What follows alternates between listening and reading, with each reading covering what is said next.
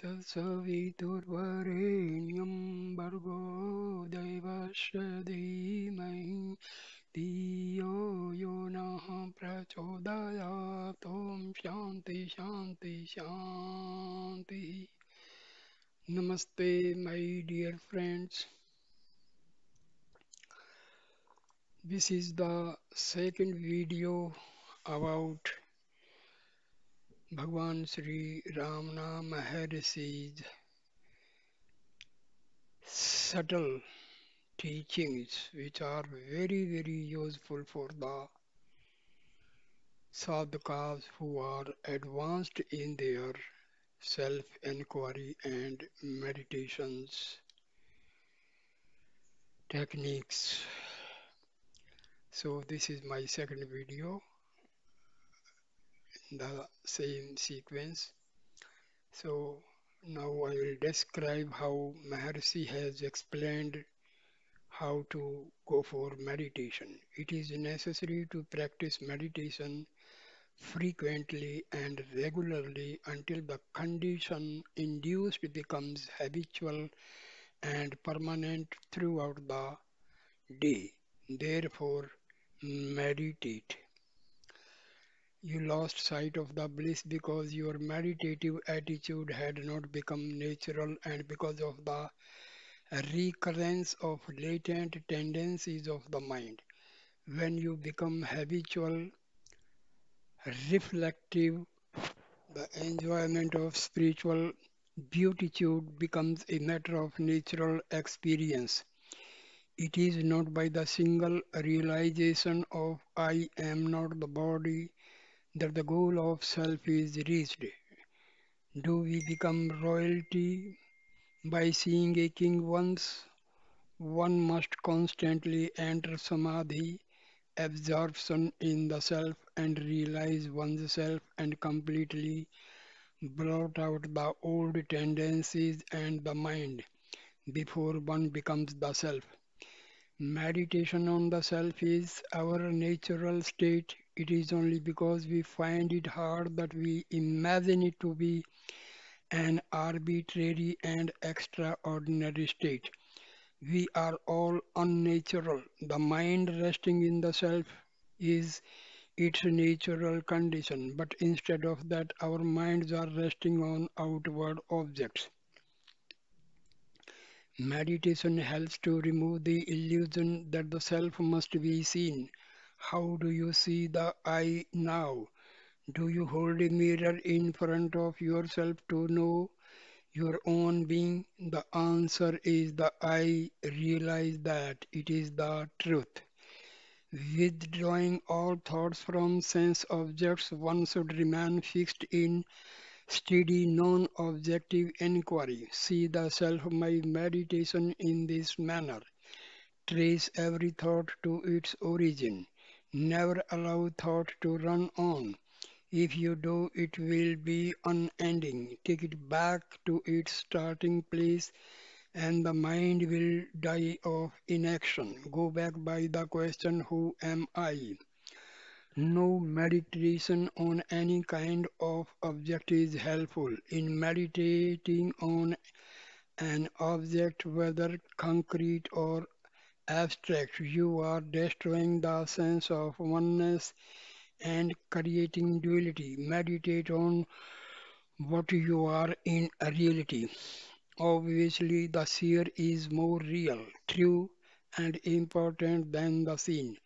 Since the seen is dependent on it, so turn your attention to the seer and who is the source of your I and realize that up to now you have been studying the object, not the subject. Now find out what the word I stand for. All kinds of thoughts arise in meditation. Unless they rise up, how can they be destroyed?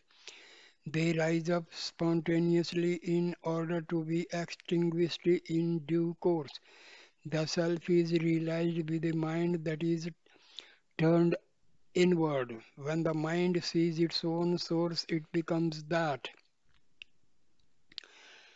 Next is who am I and whence am I? The thought, who am I, will destroy all other thoughts and finally kill itself also. If other thoughts arise without trying to complete them, one must inquire to whom did this thought arise? What does it matter how many thoughts arise? As each thought arises, one must be watchful and ask to whom is this thought occurring. The answer will be to me. If you inquire who am I, the mind will return to its source. The thought which arose will also submerge. As you practice like this more and more, the power of the mind to remain as its source is increased. As for the necessity of watching the breath before inquiring who am I, all depends on a man's aptitude and his fitness. Those who do not have the mental strength to concentrate and direct it on the quest are advised to watch their breath, since such watching would, as matter of course, bring the mind under control. Who am I will destroy all other thoughts, and like the stick used for stirring the burning fire, it will itself be destroyed in the end. As long as there are impressions of objects in the mind, so long is the inquiry who am I required. As long as there are enemies within the fortress, they will continue to sally forth. But if they are destroyed as they emerge, the fortress will fall into our hands. As a matter of fact, in the quest method, which is more correctly whence am I and not merely who am I, we are trying to find whence the I thought, the ego, the mind arise within us. The method contains within itself, though implicitly, the watching of breath. When we watch the root of thoughts, we are necessarily watching the source of breath also, as the I thought and breath arise from the same source. To inquire who am I is really trying to find out the source of the I thought. You are not to think of other thoughts such as I am not the body, etc. Seeking the source of I thought serves as a means of getting rid of all other thoughts.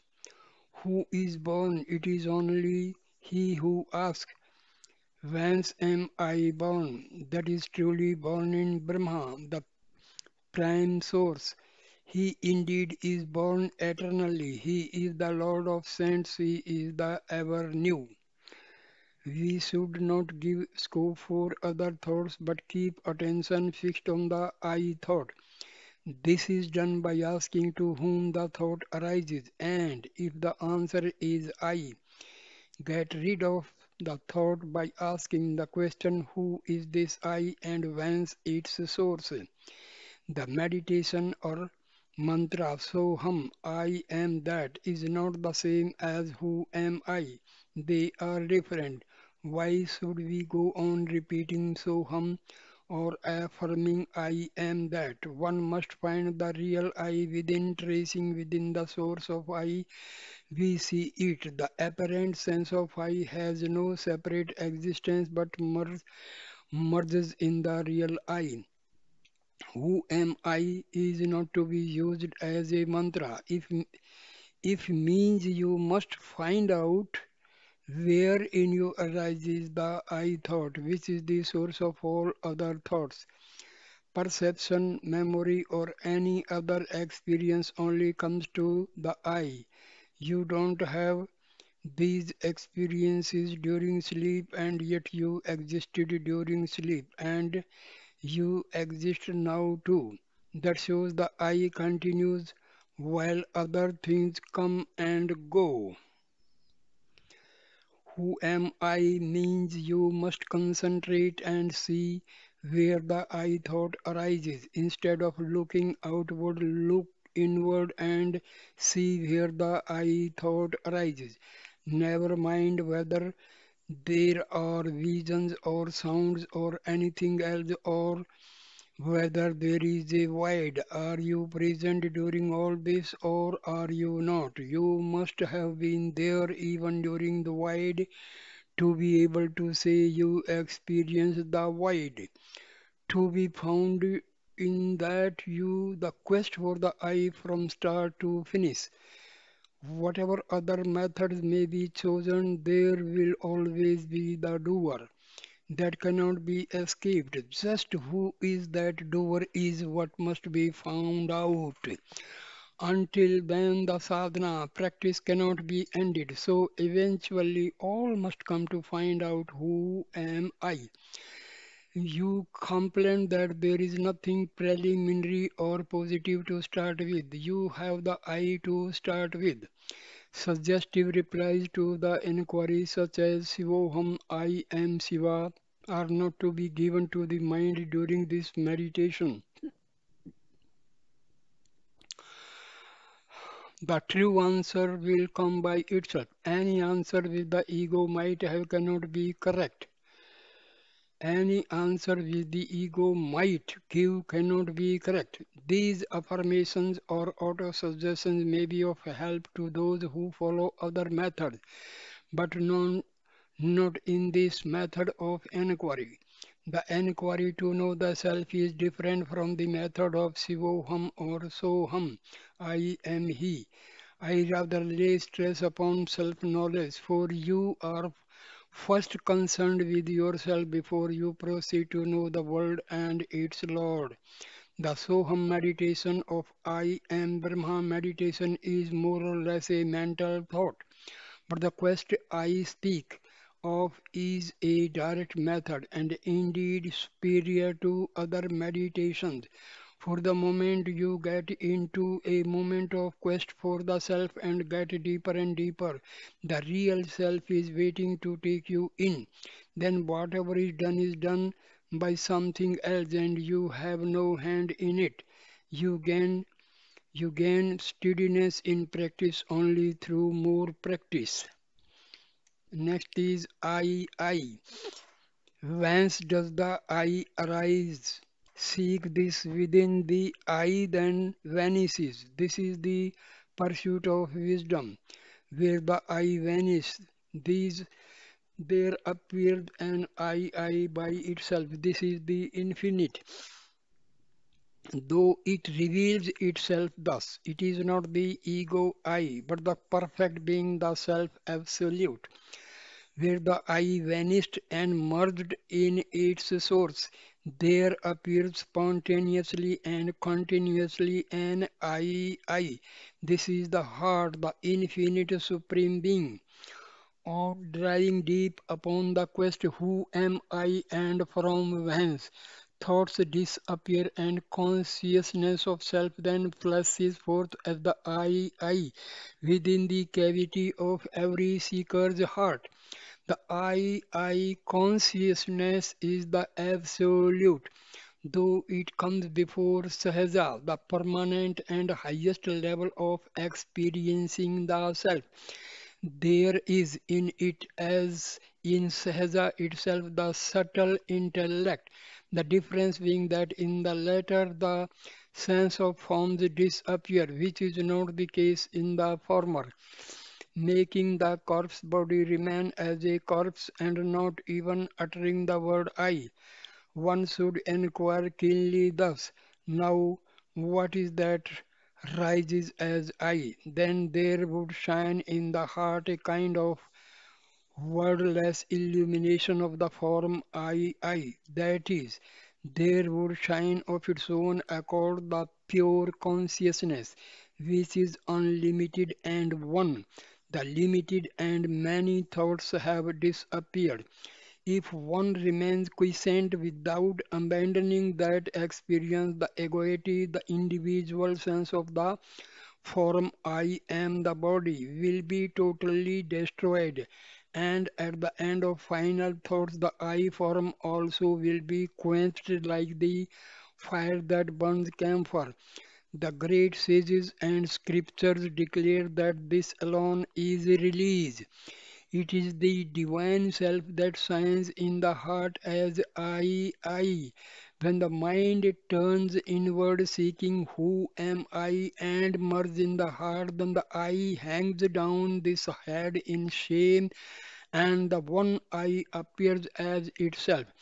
Rejoice eternally. The heart rejoices at the feet of the Lord, who is the Self, shining within as I eternally, so that there is no alternation of night and day. This will result in removal of ignorance of the self.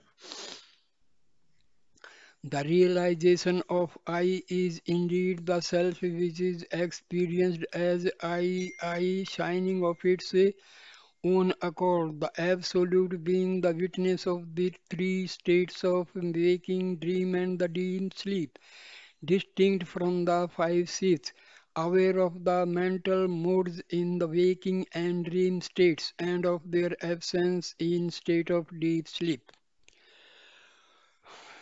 Problems and their solutions.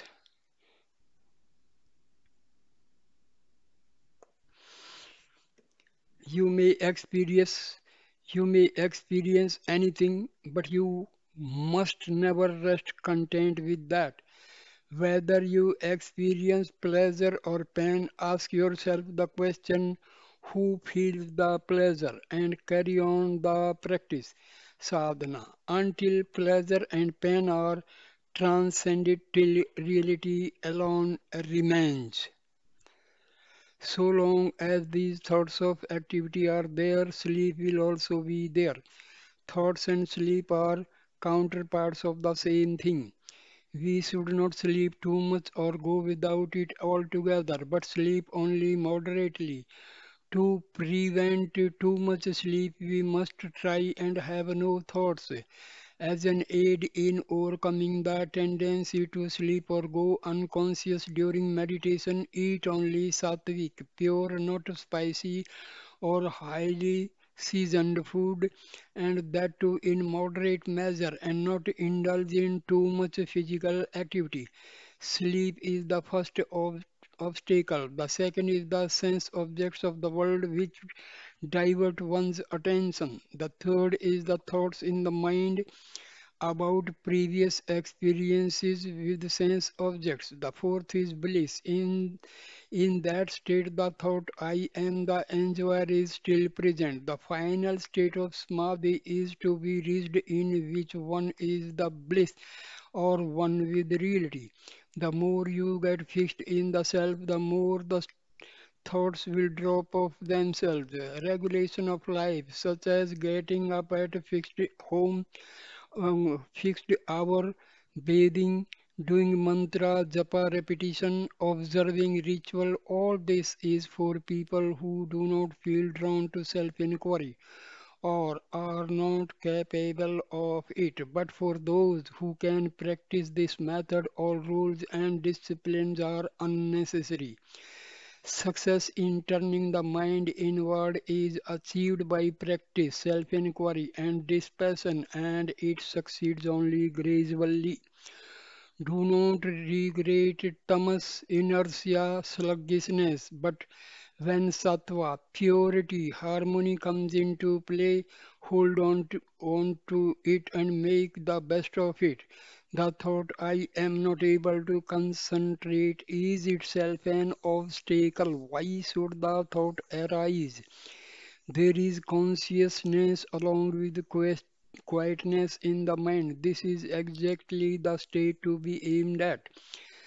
The word diving is only appropriate if one has to turn the mind within in order to avoid being distracted by the ongoing tendencies of the mind. But when deep quietness prevails without obstructing the consciousness, where is the need to dive? Practice. Next is practice. Effort is necessary up to the stage of realization. Even then, the self should be spontaneously become evident. Otherwise, happiness will not be complete up to the state of spontaneity. There must be effort in some form or other.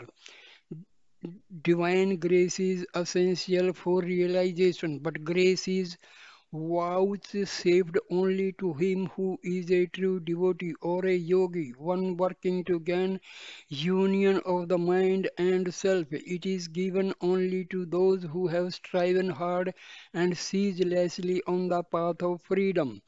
There is a state beyond effort and effortlessness. However, until it realized effort is necessary, that which is in peace, all that we need to do is to keep quiet. Peace is our real nature. We spoil it. What is required is that we cease to spoil it.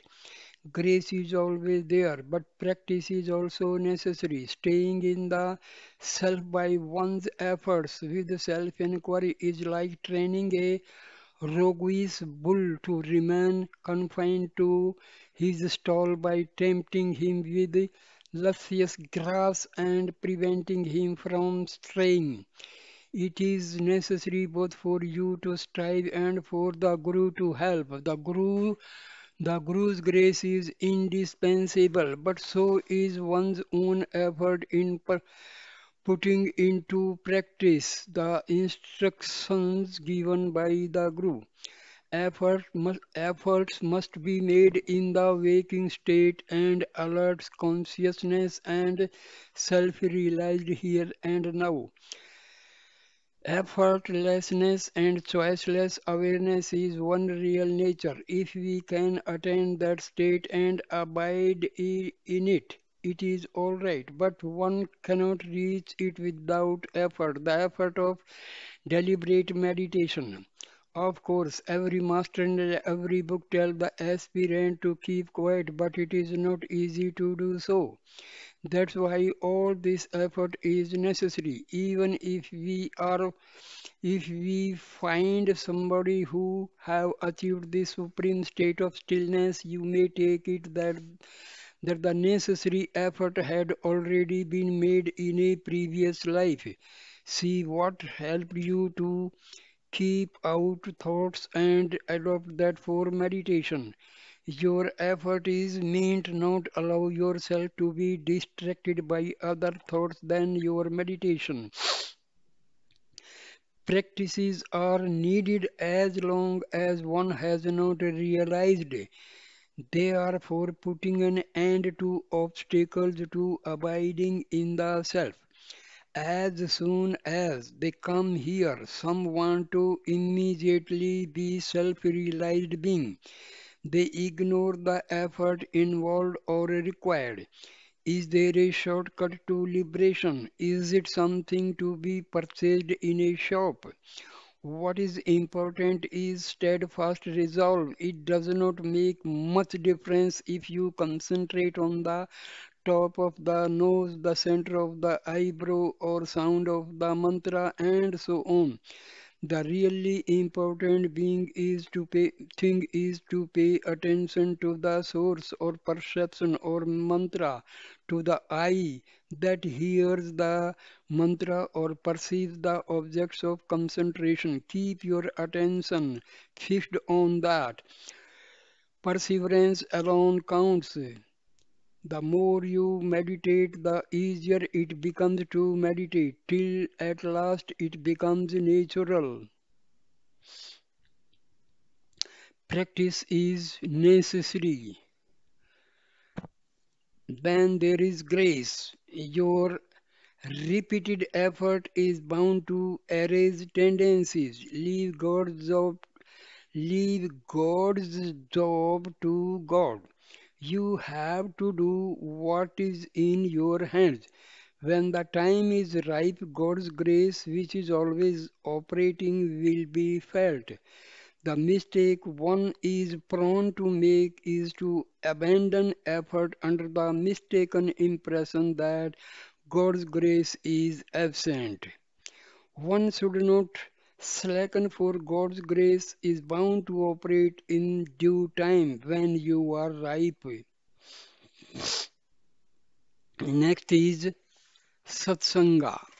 If one gains association with sadhus, of what use are all the religious observances? When the excellent cool southern breeze itself is blowing, what is the use of holding a hand fan? Sacred bathing places that are composed of water and images and deities which are made of stone and earth cannot be comparable to those great souls. Oh, what a wonder! The bathing places and deities bestow purity of mind after countless days, whereas such purity is instantly bestowed upon people as soon as sadhus see them with their eyes. Heat will be removed by the cool moon, poverty by the celestial wish-fulfilling tree, and sin by the Ganges. But know that all these, beginning with heat, will be removed merely by having darshan, sight of incomparable sadhus.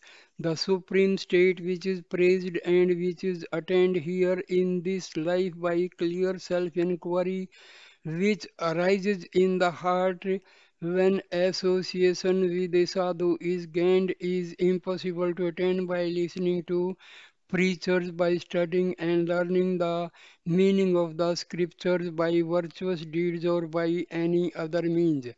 By satsanga, the association with the objects of the world will be removed. When that worldly association is removed, the attachment or tendencies of the mind will be destroyed. Those who are devoid of mental attachment will perish in that which is motionless. Thus, they attain liberation. Cherish their association. Satsanga really means association with the unmanifest Sat or reality. But as very few can do that, they have to do the second best, which is association with the manifest truth, Sat. That is the Guru. One who knows or has realized the truth is also regarded as a truth. Satsanga will make the mind sink into the heart. Such association is both mental and physical. The extremely visible beings of the group pushes the mind inward. He is also in the heart of the seeker, and so he draws the latter's inward bent mind into the heart. Association with the sages should be made because thoughts are so persistent. The sage has already overcome the mind and remains in peace. Being in his proximity helps to bring about this condition in otherwise there is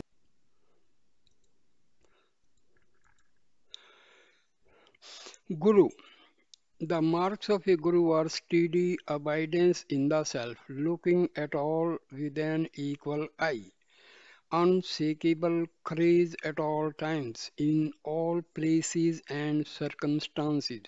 He is proper Guru to whom your mind is attuned. He should be endowed with tranquility, patience, forgiveness, and other virtues.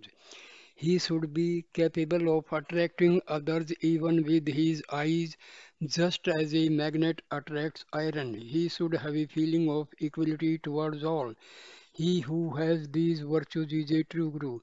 Choose that one where you get peace. If you wish to know what is the nature or real form Sarupa of a Guru, you must now know your own nature or real form first. How can one know the nature of the Guru if one does not know one's own real nature? If you want to know the real nature of the Guru, you must find out, learn to look upon the whole world as the Guru's form.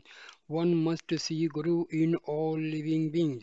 The Guru is the bestower of silence who reveals the light of self-knowledge, which shines as the residual reality.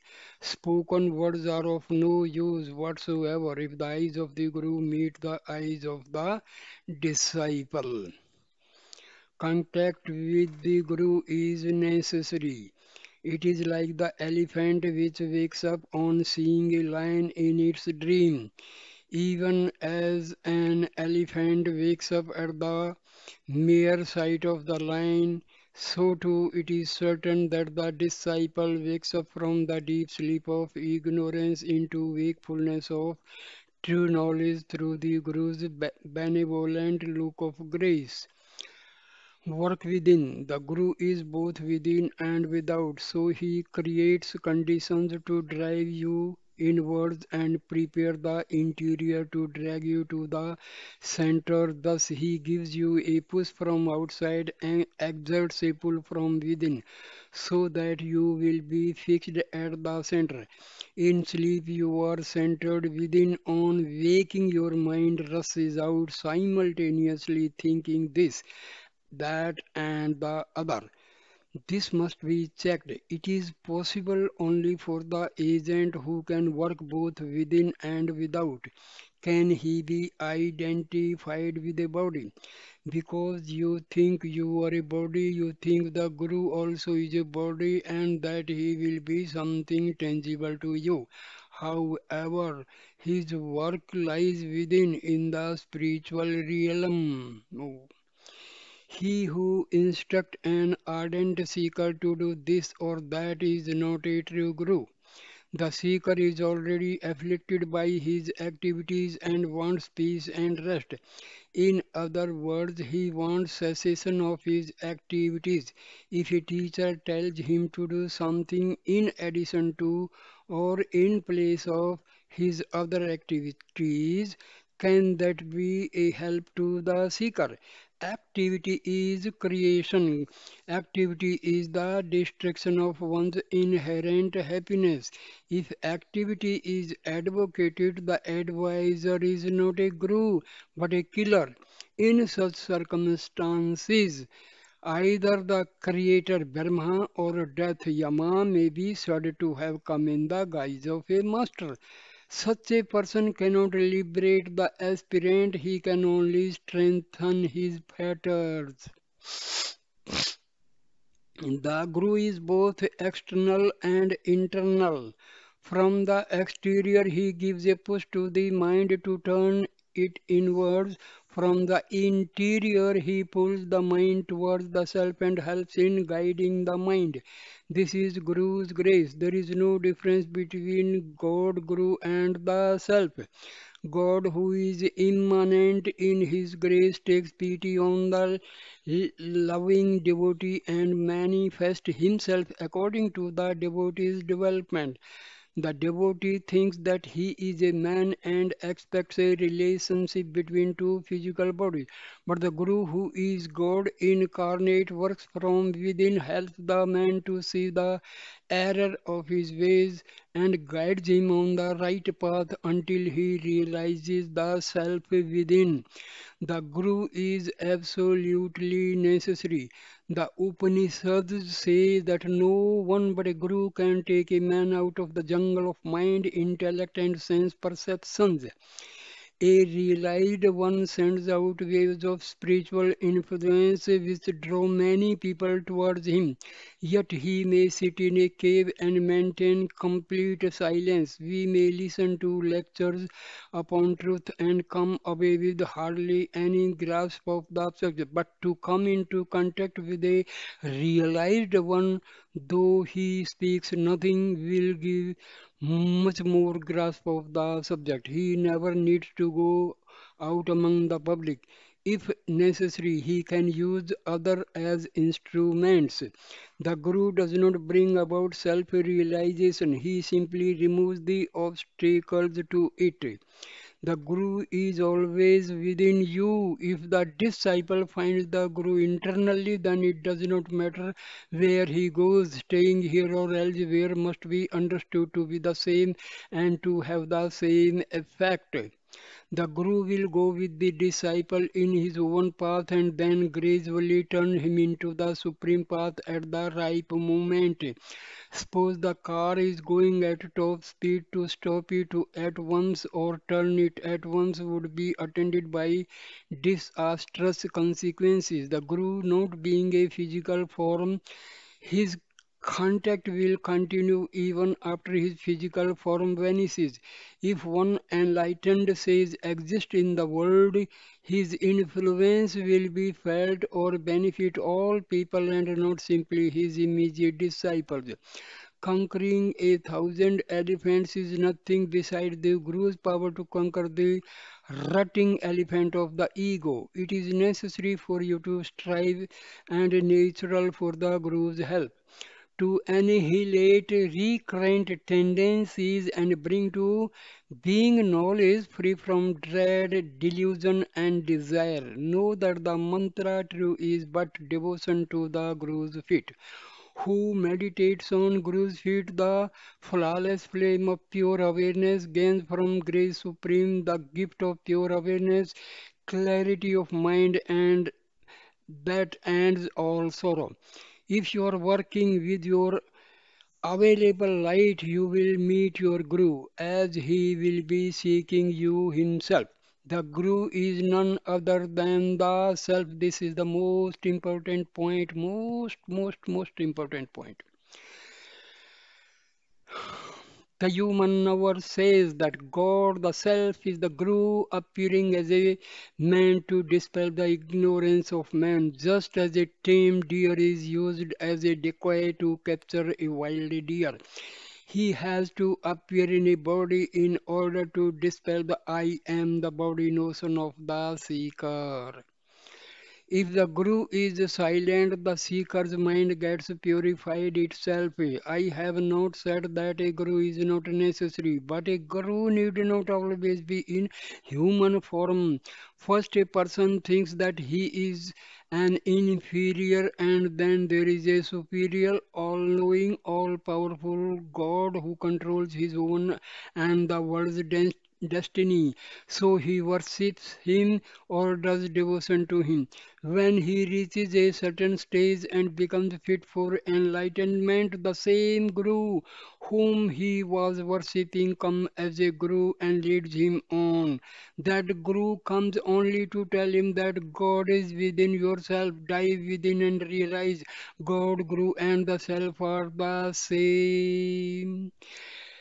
R- Ripened by the matchless power of self-awareness, now the Guru stands as a transcendent being supreme. He who penance done he who penance done becomes the target of his glance of grace, gains greatness that surpasses speech. Next very important term is grace. Grace is there all along. Grace is the self. It is not something to be acquired. All that is necessary is to know its existence. In the same way, the sun is pure brightness. It is ever there and shines, and you are surrounded by sunlight. Still, if you want to know the sun, you must turn your eyes in its direction and look at it. Similarly, grace is only to be found by effort, although it is here and now. We cannot attain realization of the self by our mind unaided by God's grace. One's ignorance of the self revealing immediately of divine grace is not proof of its absence. If the owl does not see the sun that illumines the whole world, is that the fault of the sun? Is it not due to ignorance of the bird or the defectiveness of its sight? Your very desire for grace is due to the grace that is already working in you. As for grace, it is ever within you. You are never out of its operation. Grace is always there. In full enjoyment of silent bliss, the gift of grace that flows from wisdom's Lord, the Lord of Self, the Jiva's nirvana is casting off the fivefold sheath attachment to the body. Grace is always present. You are neck deep in water and yet cry for water. This passion cannot be acquired, nor realization of truth, nor inherence in the self. In the absence of the Guru's grace, but practice is necessary. Grace is in the beginning, middle, and the end. God, grace, and Guru are all synonymous and also eternal and immanent. The highest form of grace is silence. It is also the highest instruction, Upadesa. Though through divine grace one can go beyond the influences of past actions. Individually, we are incapable because our mind is weak. Grace is necessary. Sadhu Seva, serving a holy being, one whose life is totally dedicated to God, will bring it about. To me, there is no distinction. Grace is flowing like the ocean, ever full. Everyone draws from it according to his capacity. How can one who brings only a tumbler complain that he is not able to take as much as another who has bought a jar? It is only by God's grace that you think of God. Why do you cry that there is no mercy from the Lord that is there to sob about? Instead of being poised in the self, why do you go on wailing? What is this talk of Guru's grace? Does the Guru hold you by the hand and whisper something in your ear? You imagine him to be what you are yourself because you are identified with the body. You think that he is also a body and will do something tangible to you. But his work lies within. How is Guru found? If a devotee prays to God unselfishly, God, who is immanent in His grace, takes pity on the loving devotee and manifests Himself as a being according to the devotee's standard. The devotee thinks that he is a person and expect a relationship between them as a body, but the Guru, who is God or self-incarnate, works from within, helps the person to see the error of his ways and guides him along the right path until he realizes the self within. After such a realization, he feels, I was so worried before, I am after all the self, the same as before, but not affected by anything. Where is he now who was so miserable? He is nowhere to be found. What should we do now? Only live up to the words of the Master. If toward the Lord you take one single step, then with much more than a mother's love, He takes 9 steps towards you to accept you. Such is the Guru's grace. Next comes the surrender. There are two ways of achieving surrender. One is looking into the source of the I and merging into that source.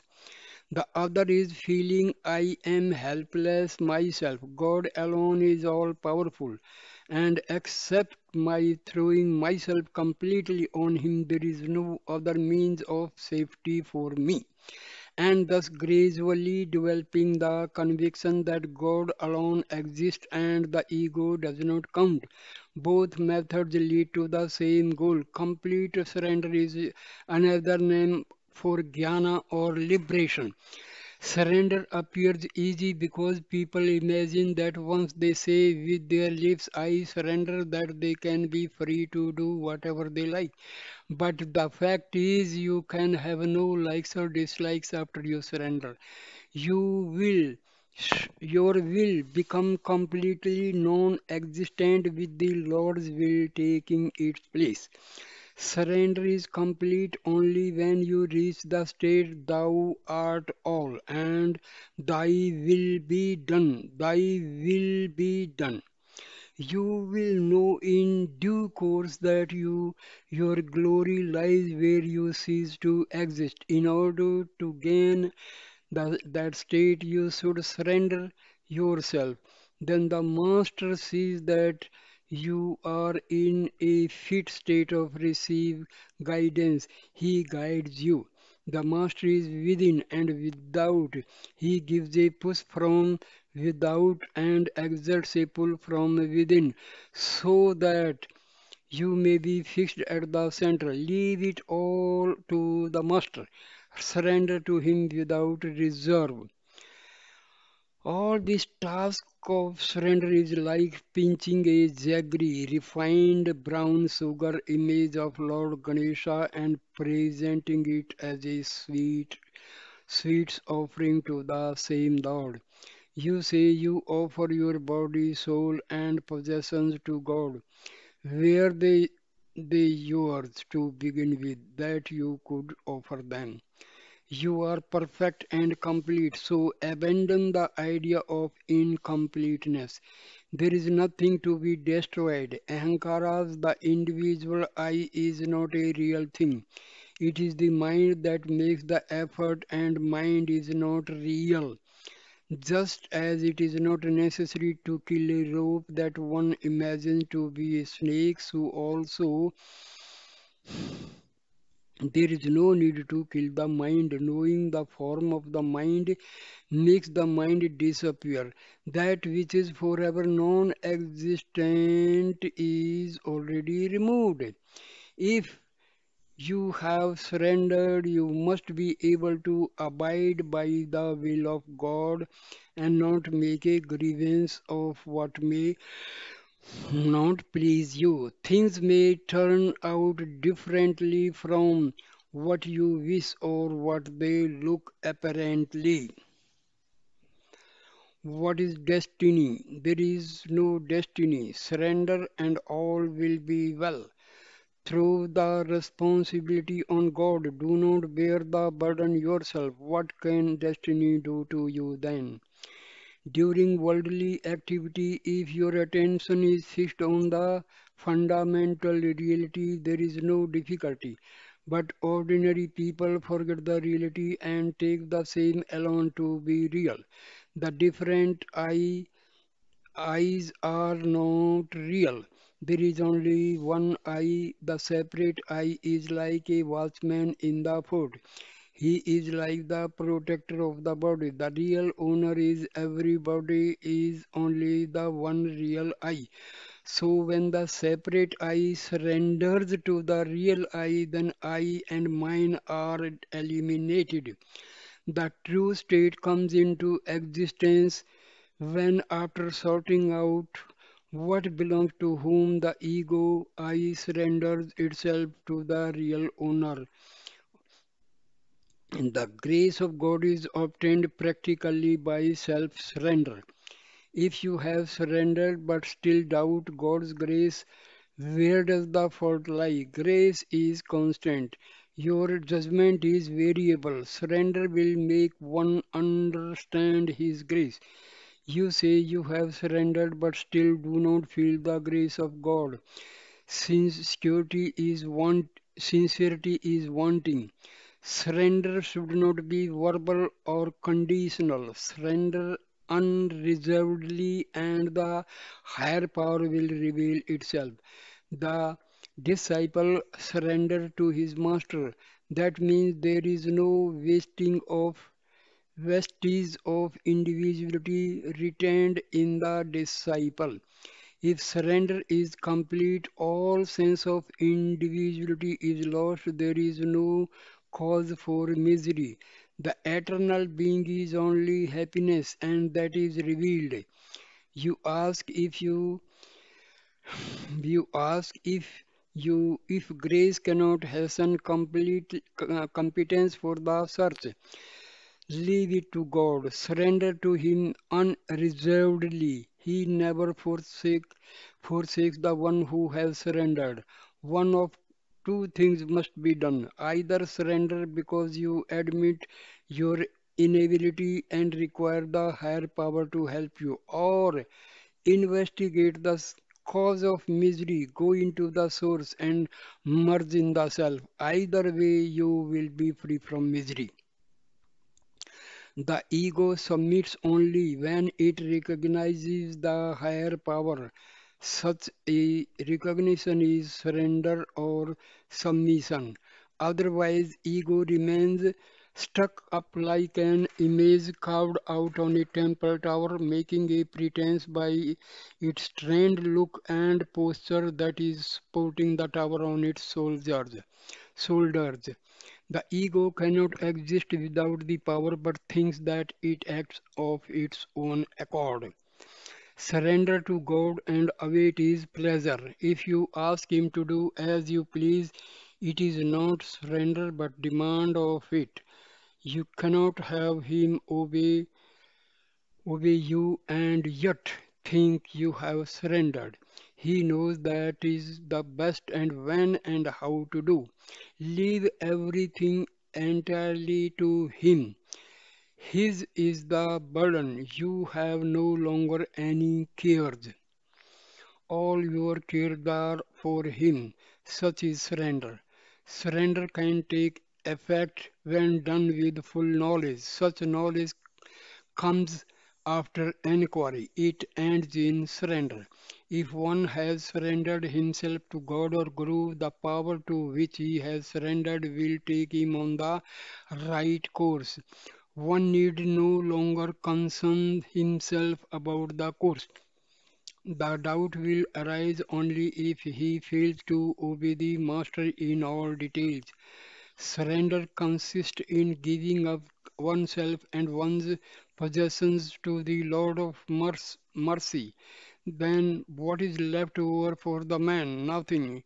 Neither himself nor his possession. The body is liable to be born and to die, but having made over to the Lord, mind needs no longer worry about it. Birth and death cannot strike terror. For where is the identity of the individual to be frightened? It is true that the divine will prevails at all times under all circumstances. The individuals cannot act on their own accord. Recognize the force of divine will and keep quiet. Surrender itself is a mighty prayer. If you believe that God will do all the things that you want Him to do, then surrender yourself to Him. Otherwise, let God alone and know yourself. Whose fault is it if the traveler, instead of putting his luggage in the conveyance which bears his load anyway, carries it on his head or in his lap to his own inconvenience? If full responsibility is thrown on the higher power, things will go on of their own accord. We walk on this ground. While doing so, do we usually consider each step as to whether we should raise one leg after the other or stop at some stage?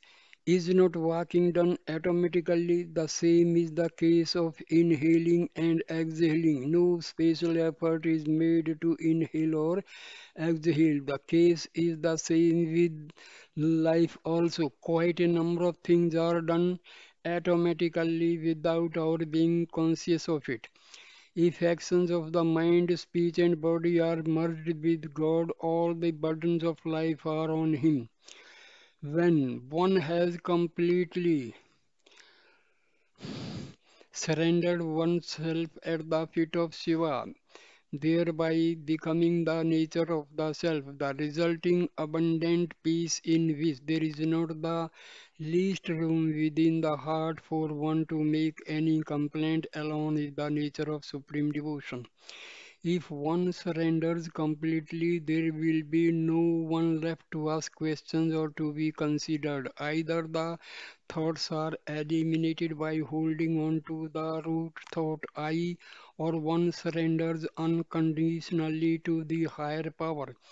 There are the only two ways to realization. Self-inquiry dissolves the ego by looking for it and finding it to be non-existent, whereas devotion surrenders it. Therefore, both comes to the same ego-free goal, which is all that is required.